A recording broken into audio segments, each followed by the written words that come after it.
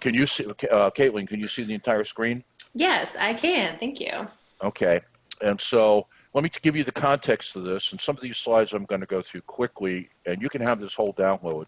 And it's going to be building on it. We got a presentation on Wednesday. We got two next week. So when we get done, the slide deck's going to be about 40 pages. Okay. Wonderful. So originally this was done from my days of corporate consulting when I was dealing with CEOs, people in the C-suite. And one of the things we always were talking about was, given where the economy is, what's the right move? And so I developed my own model. I don't have a degree in economics. I just developed my own stuff. And then when I went to small business, it became even more critical. And so the idea is, based upon where we are in the business cycle, should dictate what actions the business owner takes. Today, I'm dealing with what should have happened a month ago. Now, I realize that that's revisionist history, but it sets up Wednesday, because Wednesday and next Monday are going to be what should you be doing right now? And so the idea is that, especially when the economy turns down, what can I do to strengthen my core? It's kind of like taking yoga. Yoga strengthens your core to makes you physically better, stronger. And that's what, during a downturn, you should be doing, so that when the economy turns around, and I think we're going to have a quick turnaround in the economy, because no politician wants a bad economy come election day. And so the rule of thumb has always been there's almost never a recession during an election year. And if you go back to 2007, 2008, that started in 2007. It just hit the fan in September 2008. And that basically, I think Barack Obama was going to win anyway, but that absolutely guaranteed that McCain was dead. All right. So, Bill, Yeah. can we rewind just a minute and set this up? Why? Because there's going to be people who don't know you, who don't know me. We haven't even introduced ourselves. All right, go ahead, do it. Do the introduction. Thank you so much, Bill. So, Caitlin and anybody that is listening to the recording, I am Donna Kunde. This is William Eastman. We are Sales 2020, a radio show heard on WNTW every Saturday and Sunday. And our goal, our purpose, our mission is to help business owners not only survive the economy that we're in right now, but to thrive. And so when we talk about reading the economy, it's really about getting a focus back on cash flow versus products and services, because a lot of business owners feel that the product and service is what they're selling, instead of the reason I'm in business is to get cash flow. And it doesn't matter which widget I'm selling. Don't be attached to the widget per se. And knowing that there is a predictability to the economy really helps the business owner, the independent professional, to go ahead and make smarter decisions at each phase of where we are in this process that we're getting ready to show you. And the approach that we're using combines natural universal laws with the concept of anti-fragile, as described in this book here, Anti-Fragile by Nassim Taleb, with the same name. As a primer, we are specifically talking about the law of rhythm. For any of you that follow universal law, we're talking about the law of rhythm as applied to ocean waves and the economy. And the law of rhythm, simply put, states that everything in nature has a predictable rhythm to it. We can predict the sunrise and high tide on any given day. And if you don't believe me, you can Google April 13th, 2025 and find out that the sun is going to rise at 6:37 a.m. Very predictable. Who you learn from matters. And so Bill likes to skip this part, but he has spent time as a marine scientist. He's worked for the UN and has had large corporate clients like AOL. You might have heard of them. So now, Bill, we have set up what you're going to go ahead and share. Back to you. Okay. I've just typed in a message to Caitlin. Okay. Okay, there we go. All right. So this was a fun quote, because Mark Twain has always been a good play on words, but he said something quite true, and that was that history seems to be repetitive, except it's not exactly the same. And that gave his quote of, history may not repeat itself, but it sure does rhyme. And the way to look at history is it's like a corkscrew, is that there are patterns that reoccurring. So about every 20 years, you see the same thing happening. Now, is it the same? Yes. Is it exactly the same? No. And so I'm not sure that we could say that it's moving forward in progress or moving backwards, but history is kind of corkscrewing its way through. And so every 20 years, you're seeing these turnovers in the economy. And that gets to the issue that we're talking about, that the business cycle in our type of capitalistic economy runs of around 8 to 12 years. In other words, every 8 to 12 years, you have either an expansion or a contraction, depending upon where you start to measure. So that's what I put up here for the next slide. Well, there we go. I had to put it on the screen. So these are two business cycles I put up because I didn't want to crowd the screen. And I'm going to go through these fast. We did this last week with some detail because I want to hit on where we are right now. So the way to look at it, and this is where my marine science background comes in, is that the economy goes through the same thing as a series of waves. You have the crest, which is the top of the wave. You have the trough at the bottom. And so really what you have, if you consider it, you have those two modal points. And then you got to talk about the face of the wave, which is between the trough and the crest, and the backside of the wave between the crest and the trough. And there's a lot of analogies that I'd love to do if I was spending 30 minutes talking this. Now, I'm going to give you how people who are investors in the stock market look at each one of these stages as a way of defining them, because I think they're pretty accurate.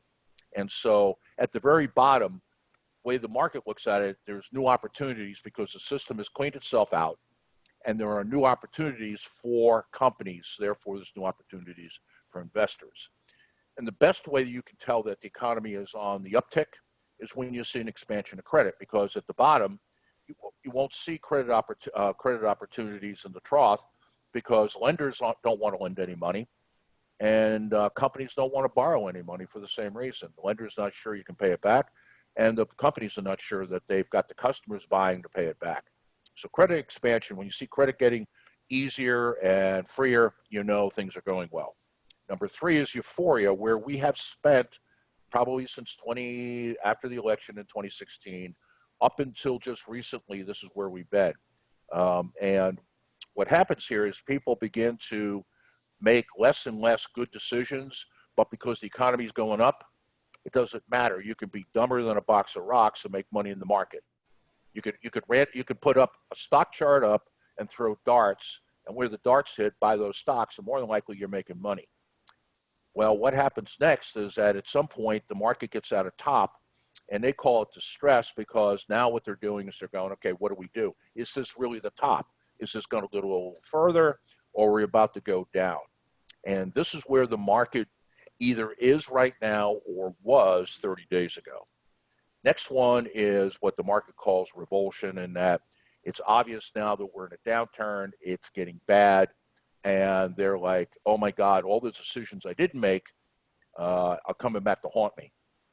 And then finally, at the very bottom, you're into a panic because you just didn't think it was going to get this bad. So when you read economic news and you hear how they're reporting, you can pretty much use these terms to say, this is what the market thinks. And therefore, if I know that, what's my play as the business owner? Okay. Oh, we had Chardell join us. Great. Thank you for getting in. And if you want me to hang over after 30 minutes, I will. Now, at the top of this, what I did in red is I said, okay, what are the business owner moves? So instead of starting at the bottom down here with new opportunities, I said, okay, at the top of the market, everybody can see my arrow circulating around. At the top of the market, what should I be doing as a business owner? So when I said this, cash flow management was a month ago, 6 weeks ago is where we should have been. The next one talks about becoming the lowest cost producer. Now, today I'm going to do cash flow management on the lowest cost producer. That is Wednesday's presentation. That does not mean price. That means cost of operation. You are now in a situation where you've got to lean out the business to the best of your ability. The next one here then talks about, and I got to move my charts and my stuff. Oh, there it is. Organic sales. And this has to do with what can I do with my existing customer base, kind of this hyper-conservative method of what do I need to do to hold the base of customers that I currently have. Because the chances of my getting new customers right now are pretty slim. And most of my existing customers are now considering whether or not they want to stay, or just, because everybody's dealing with this issue. I don't have any money, so do I stay with them? This is next Monday's presentation. And then Wednesday of next week is re-engineering the current offer. In other words, here, when the economy turns down, there are 4 things I need to do in order. I need to get my house in order on my cash flow. I need to figure out how to take cost of my operation without destroying the quality of what I offer or speed. I have to focus on my customers to see how I hold my accounts. And then as the economy really gets bad, what are some of the things I can do to look at my offer to get prepared for what I know is going to happen? And the next one is, the market's going to come back. I'm going to get ahead of everybody else. When it says anticipate demand, that means simply I'm going to anticipate it's going to happen. And then I'm going to go back into the markets that I had, current customers with my current offer, and I'm going to aggressively go after them and start to get that business before anybody else. Also, because my competitors probably didn't come through this as well, the other thing I'm going to do is I'm going to go after my competitors' business. But I'm basically selling to the same type of customer with the same type of offer. Then after that, I'm going to, in marketing terms, I'm going to move into adjacent markets. In other words, where else can I take the offer that I have and expand it into a new customer base without changing the product or service that I sell? And then finally, as the market is really getting good, I'm saying to myself, what money is left on the table that perhaps I can grab? And so I'm going to take a look at now my existing basic customers that I've expanded. I'm not going to do something in anticipation of a sale. I'm going to listen to them to say, hey, I can build a new offer, a new product, a new service, and sell it to this base. And what I'm going to be doing is maximizing the amount of money, revenue coming into the company. And now I'm back to cash flow management. I'm back to, okay, we're at the top of the market. What am I going to do? I'm going to find out what I need to add to my business. Okay, so let me see here. So, Bill, before you go on, I just want to get a mental image in the listener's mind that if you go back to 2008 when we had the recession, and you just kind of mentally go through the economy as we built up from that, you'll see this model come into play. So this is something that you can apply to past economic conditions and see that it absolutely works every time. It explains 79 to 83. It explains 90 to 92. It explains 99 to 2001, 2. It explains 2007 to about 2009. And it'll explain what's happening right now as you see it come out. Because you've been predicting this since last year. Yeah, all the radio show I've been talking about business owners ought to be getting their cash flow management under control, because you don't know when it's going to hit, and it's too late to jump in and expand your offer. I thought it was too risky to do that. It was more of, now that we're top of the market, it's time to stop being aggressive and it's time to start being conservative. All right, so let me move on to the next one. Anybody got any questions, just pop it up in the chat and I'll see it. So cash flow management. Here's how I define it. And I'm going to move my screen again. What you're looking to do is basically maximize the amount of cash on hand, money you can put your hands on immediately, like dollars piled up on the desk, or rubies, or rubles, or euros, whatever. And what credit do I have available that I haven't used? Because I've got 2 issues I need to be concerned with. One is I got to survive the downturn. So I know what my cost of operations are. I know what I've got to pay in payroll. And so I know basically what I need, but also I want to be able to make some prudent investments in the business, because during the downturn is when I go to yoga class and I strengthen the core of my business, because I can have an inward focus. Another way you can look at this is during a downturn, you're more inward focused on the business, and during an upturn or an expansion, you're more out focused. And so, and that's why you get into bubbles at the end of the expansion, is that you begin getting sloppy. And so these are the things that we need to look at. And there's 3 things there that I think are critical. I look at my accounts payable, I look at my accounts receivable, and I look at my lines of credit. And again, stop me at any point. I'm looking at my clock. I obligated 30 minutes, and I don't want to dishonor that. So accounts payable, just so we're on the same page, or AP. It's just short for the amount of short-term money you owe for purchases to creditors and suppliers. If you got a long-term loan on the business, this is not your AP. This is a different issue. Okay. These payments you usually make in a given period to avoid default. Usually you get terms of 30, 60. If you're lucky, sometimes you get terms of 90 days. Okay.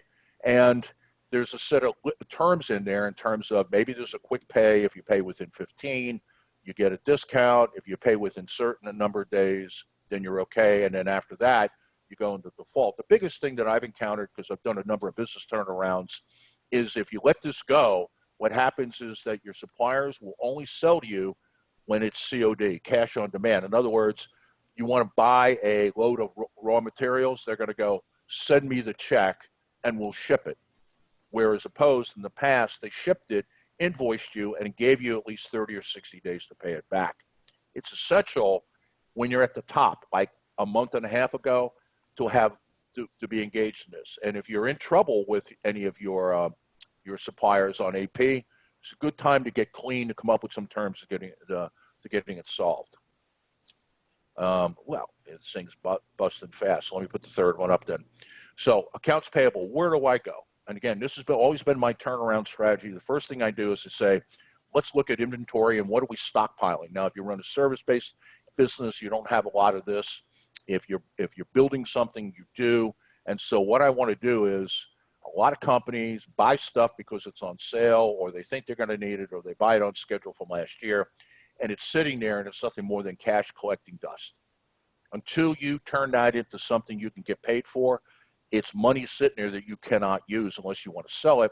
And typically when you sell inventory, you're talking maybe 20, 25 cents on the dollar.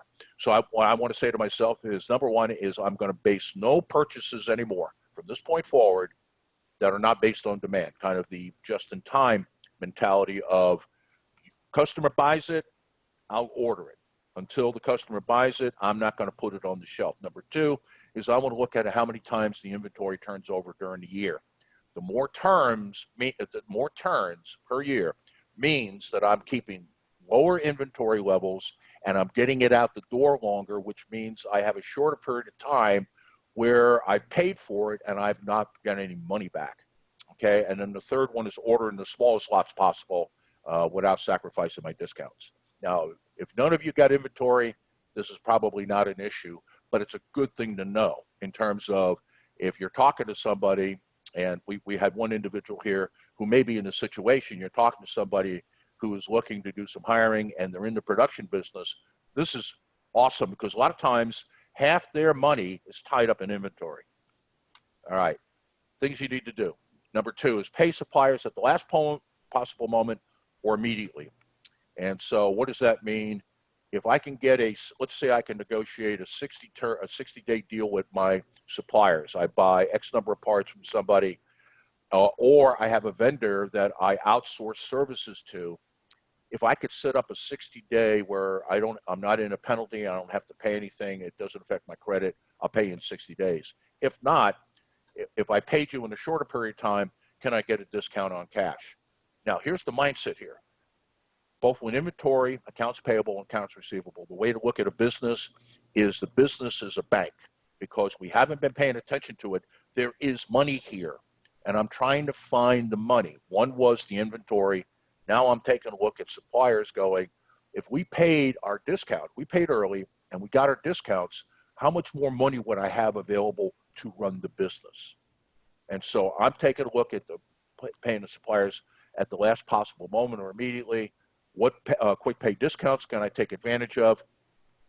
And understand is that if I'm freeing up money, and maybe I should have started with accounts receivable, but I usually like to start with the demands on cash before I'm going, what am I owed?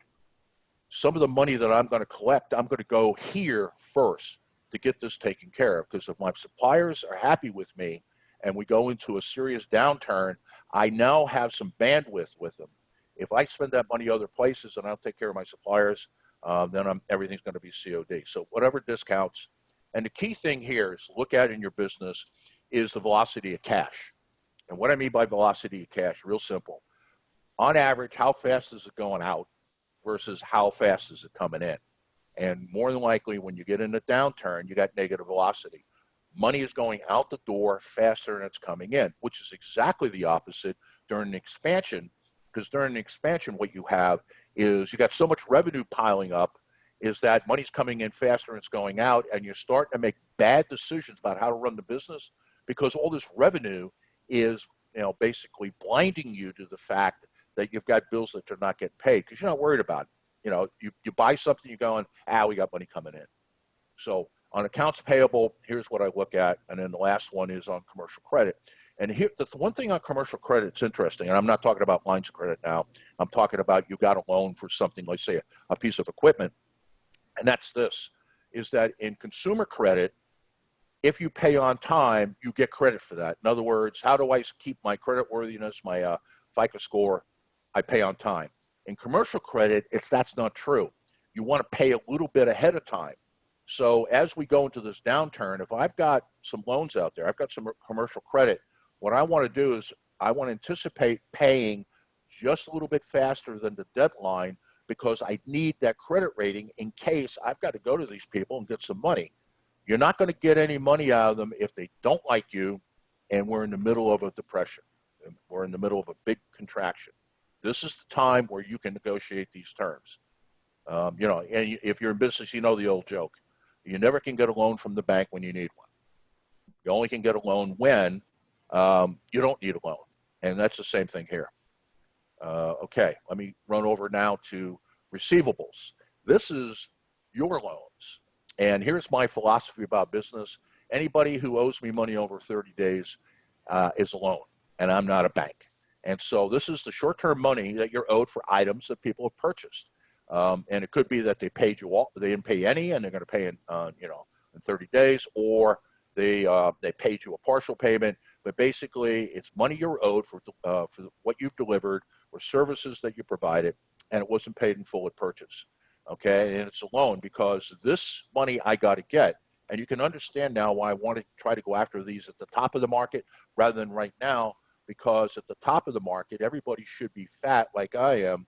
Therefore, I should be able to get some terms. Now that the market's going down, and I call my customers and say, hey, you're 90 days past due, what are they going to tell you? They're going to say to you, hey, well, I'd love to pay you, but we're having our own problems. Okay, so 30 days of loan, we got that.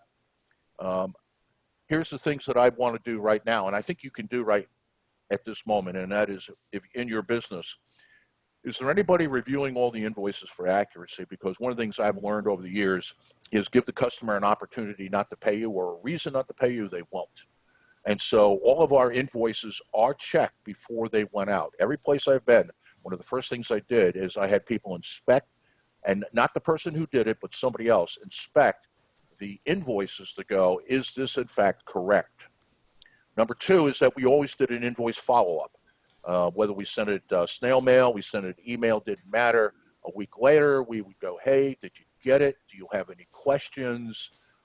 Is there anything that I need to clear up? In other words, I want to hear if they've got an issue with it. Because if I don't hear it now, guess when I'm going to hear it? When they don't pay it. And so what's implied in this is that you're going to pay on time, right? Now, you might actually want to say that. I typically wouldn't say that. I'm simply saying is I want to eliminate all of the opportunities you have not to pay me. And then the last part of this is factoring. And if you haven't considered factoring, it's something you can do right now. It may be a little bit more challenging because a lot of businesses have been doing this. And factoring is nothing more than finding a company, and there are plenty out there, who will buy your accounts receivable. And so what does that mean? That means that if you, first of all, you have a contract. If you have a handshake, you're not going to be able to factor that piece of business. You're going to need a document that's enforceable. But if you have that, what I would do is anybody who historically is over 45 days, in other words, they don't pay you in less than 45 days, I would sell that paper to a factoring company. And what they will do is they will pay you about 90% of what you're owed within 24 hours. And then the remaining and typically they take 3 to 7% on that. So if the person pays immediately, they'll pay you 7% more, and you paid them 3 to handle it. If they've got a fight with them, you may get 3% more, they take the 7. And of course, if they default, you don't hold it, they hold it. And so factoring is something that you could do right now if, in fact, you've got paper on all the deals. So a hint, hint, hint to everybody out there. You're doing business with people and you don't have paper, you don't have a contract, and you won't be able to factor, and this will be lost to you as an opportunity. Oh, you know what? I think I screwed that one up. That should have said accounts receivable, not accounts payables. I'll fix the slide for you. I just noticed it as I was going. Okay, so last one is lines of credit. Now, again, this may be hard to get, but with the government giving out money right now, you may be able to pull it off. Line of credit is a different type of loan than commercial loans in that it's designed to fill in the void when you have unpredictable or uneven cash flow. And so it's a pool of money to stabilize cash flow. In other words, you would take to the bank, here's what we've taken in January, February, March, and you look at the year. And more than likely, you've got months where you have excess dollars and you have months where you don't. Now, if you don't have a line of credit, the months that you're making a lot of money, you've got to stash it away because in the months that you don't have money, you're going to need something. Well, what the line of credit is that it establishes that the bank will allow you to use the line of credit to pay for the bad months as long as you keep it down. So in this particular phase of the economy, as it begins to downturn, I'm going to clean up all my lines of credit. I'm going to basically get clean with the banks because if I have taken it to the limit on my line of credit now, I can't go. This is a well I can't go back to for any water later on. All right, must-dos. This is not only what I tell business owners, but this is my must-do list when I do business turnarounds. Okay? First of all, you got to know your break-even point. We can't have any of these conversations about payables, receivables, lines of credit, or anything if you don't know at what point you're break-even in the business. Number two is that you got to maintain some sort of cash reserve. You got to look at how much money you've got put away, and it would be a whole different seminar. I don't have one planned. If you want one, I can do it on how do you determine how much cash reserves you need to have in the business. Number three is if your company doesn't have it, create your own cash flow worksheet. Because if you think about a business, the three key statements are balance sheet, profit and loss statement, and uses and sources of cash. That third sheet is the most important sheet right now. You need to know what's coming in and when it's coming in and when it's going out. This is a fun one, and you can do this one right now, though the market's depressed, is any asset that's underutilized. And I have a formula for that, but basically it says if it's core to the business, in other words, I'll use a manufacturing example. You manufacture cabinets, and you'll have a CNC machine, a computerized machine that cuts the cabinet. That is directly related to production. That should be used at 80% of its capacity. If it isn't, and it's only used at 50%, you have two choices: get more business or sell the equipment and lease it back or something else. So there's lots of deals you can do here, but look at the assets that you have acquired in the business and sell them, because even if you're only getting 20 cents on the dollar, you're getting money, a cash reserve built so that you can move on to the next step, okay? Manage the accounts receivable cycle, we hit. Manage the payable cycle, we hit. Cut cost. If it's just you, challenge yourself to run the business on 10% less.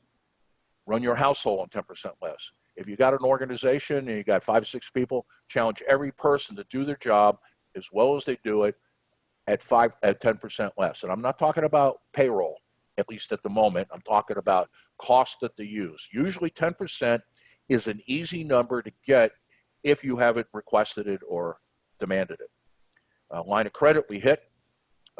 Lease rather than buy. There's a whole series on this I can do, but basically there's a formula there where you can lease equipment and it's cheaper than buying it, or you can take your equipment that you have and you can sell it to somebody who will then let you lease it back. So you take the cash that you got for the piece of materials, and then you get to use them.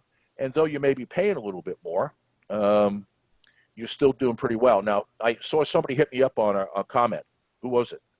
It's Shadul. He said that he really enjoyed the seminar, but he has another engagement. Okay, and I'm right at 30, so I'm almost done. I've got like nothing left. Okay. Use business cards, not your own. Stop using your own personal business credit card.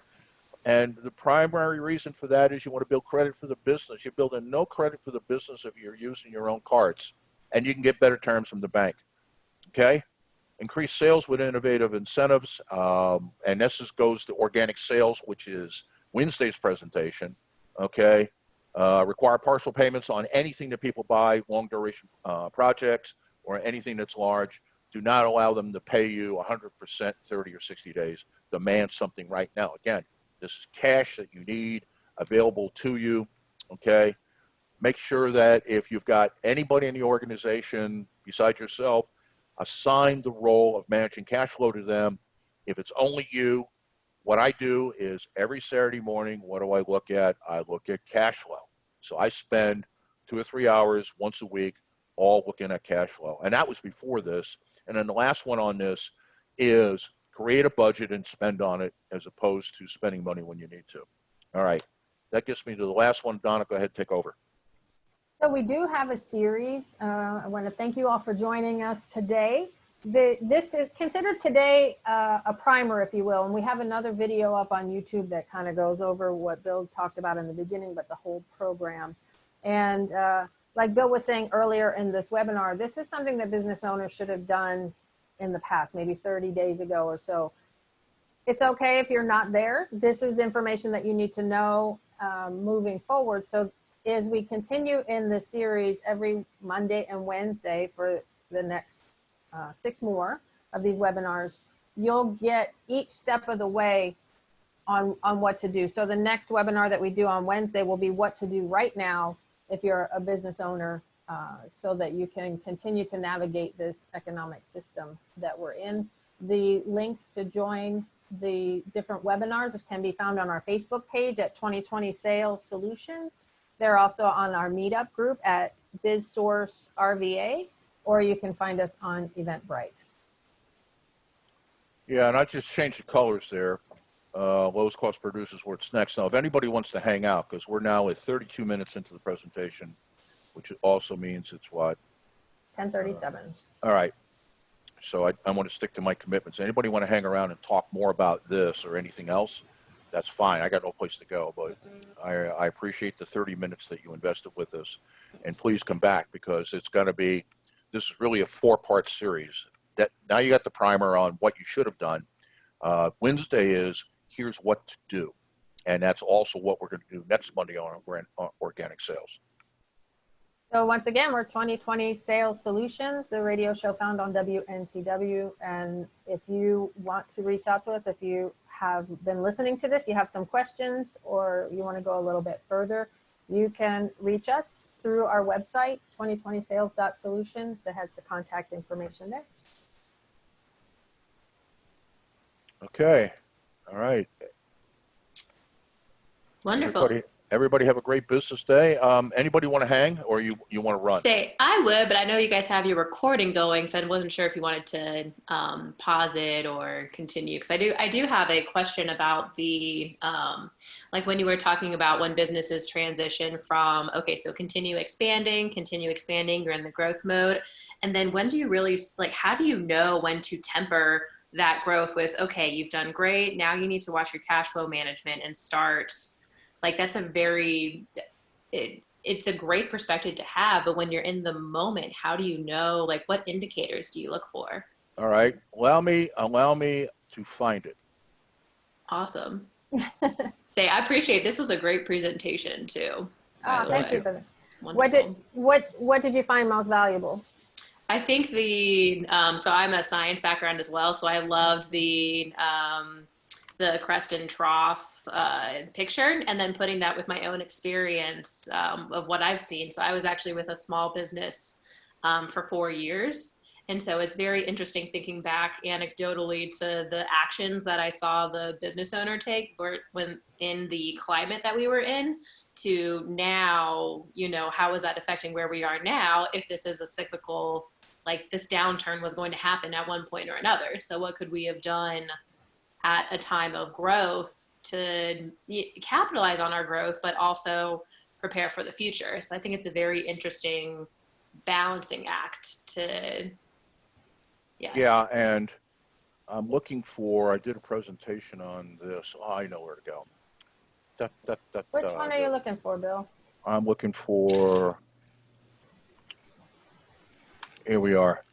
And by the way, I've got, my blog site is Owner Life. And so there's a lot of stuff on that. I'll send it to you. OWNR, No E dot life. Okay. On purpose. Yeah. I appreciate that. I would have All had right. Leading. Can you see my screen on leading indicators?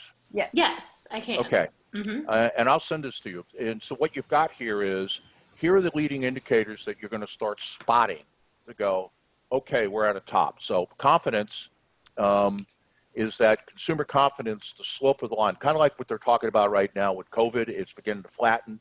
Is consumer confidence, investor confidence, lender confidence is beginning to flatten out.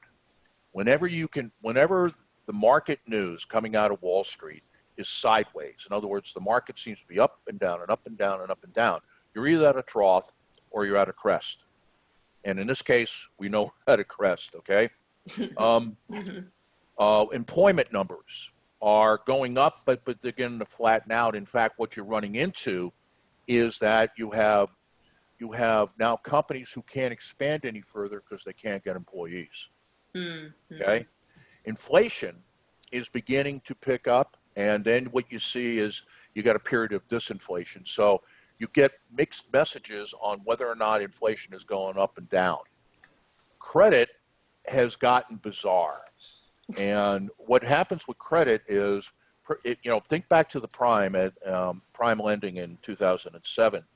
There were people who weren't even filling out the paperwork and getting houses that they absolutely could not afford to be in. And so what you see here is that credit is gotten to the point where they're giving money to people who can't afford it. It's in the automotive industry is where that was a couple months ago. And what you begin to see credit dry up. Let's see, interest rates, okay. What they're doing here is that they're going to try to keep the interest rates as low as possible because they're all trying to extend this. And then investment, okay, you begin to see a shift from high growth stocks to commodities and blue chips because during the contraction, commodities, food companies, alcohol, basically you invest in movies, food, alcohol. I said alcohol, guns.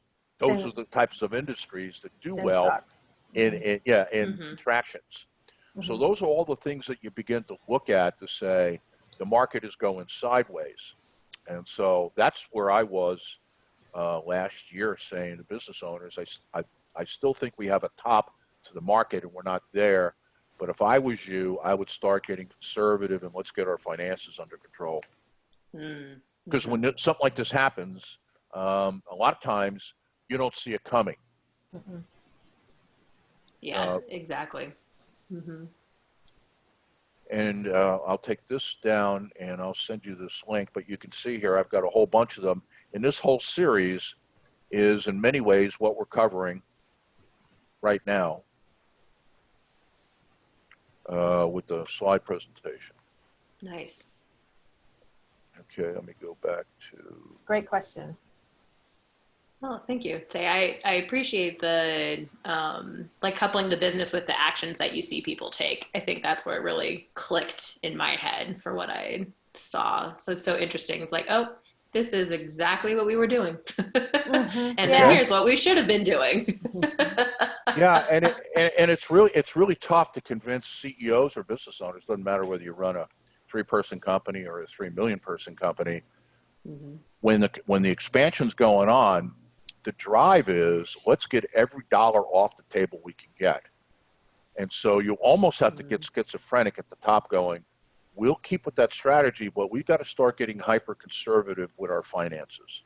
And so that's what I see, because one of the challenges you got, for example, you got a lot of accounts receivable outstanding.